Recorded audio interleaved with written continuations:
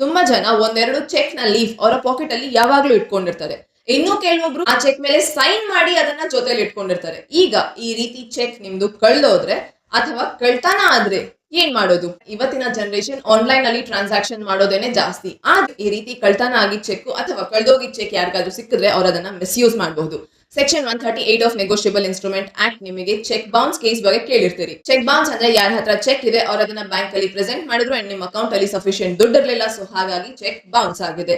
Court ಏನ್ ಇದನ್ನ presume ಮಾಡ್ಕೊಳ್ಳುತ್ತೆ that ಯಾರ ಹತ್ರ ಚೆಕ್ ಇದೆ ಅವ್ರ ಹತ್ರ ನೀವು ಸಾಲ ಮಾಡಿದ್ರಿ ಅಂಡ್ ಆ ಸಾಲ ತೀರ್ಸೋದಕ್ಕೋಸ್ಕರ ಈಗ ಚೆಕ್ ಅನ್ನ ಕೊಟ್ಟಿದ್ದೀರಿ ಅಂಡ್ ಆ ಚೆಕ್ ಈಗ ಬೌನ್ಸ್ ಆಗಿದೆ. ಸೊ ಹಾಗಾಗಿ ನಿಮ್ ಮೇಲೆ ಲೀಗಲ್ ಆಕ್ಷನ್ ತಗೊಳ್ತಾರೆ. ಸೊ ಚೆಕ್ ಯಾರ ಹತ್ರ ಇದೆ ಅವರ ಕಡೆನೆ ನ್ಯಾಯ ಅಂತ ಅನ್ಕೊಳ್ಬಹುದು. ಸೊ ಹಾಗಾಗಿ ಯಾವುದೇ ಕಾರಣಕ್ಕೂ ಸೈನ್ ಮಾಡಿರುವಂತ ಚೆಕ್ ಅನ್ನ ನಿಮ್ ಹತ್ರ ಇಟ್ಕೊಳ್ಬೇಡಿ. ಯಾರಿಗೆ ಕೊಡ್ಬೇಕು ಅವಾಗ ಸೈನ್ ಮಾಡಿದ್ರಾಯ್ತು.